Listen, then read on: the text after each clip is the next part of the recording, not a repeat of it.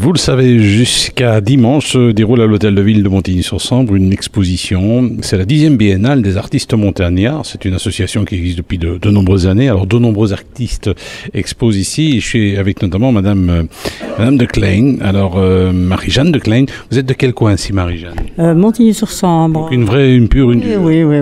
Mon mari est ici depuis longtemps. Alors, vous êtes siennoise de naissance. Alors, vous faites partie de cette association d'artistes depuis de nombreuses années?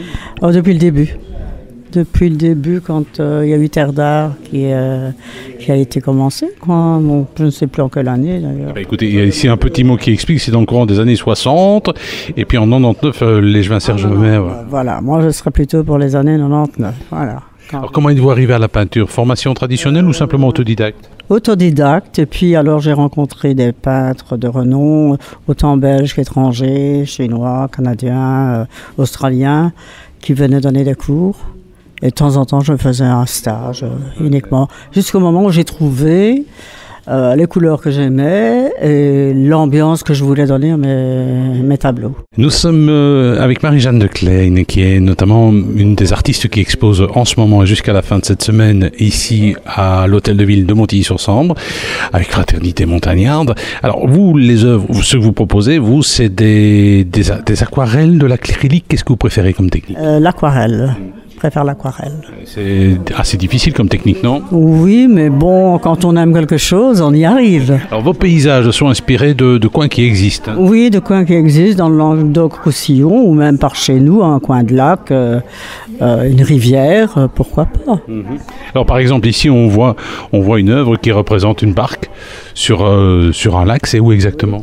Là, c'est...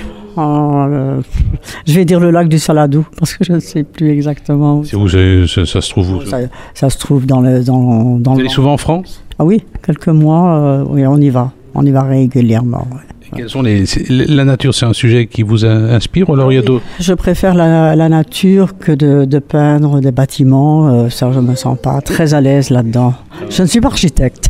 Donc, l'abstrait, vous, c'est pas trop votre truc? Oh, si, j'en ai fait, mais c'est pas...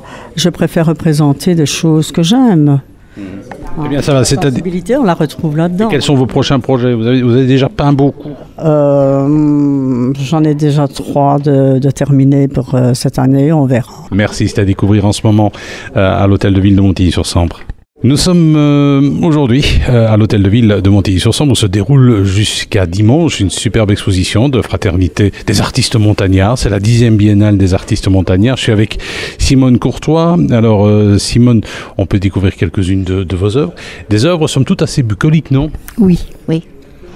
Alors c'est la campagne, ça respire, c'est clair, pas de couleurs obscures.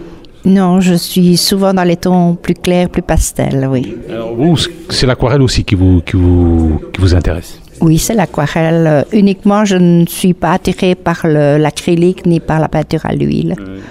Alors ça fait combien de temps que vous êtes dans le monde de la peinture ainsi?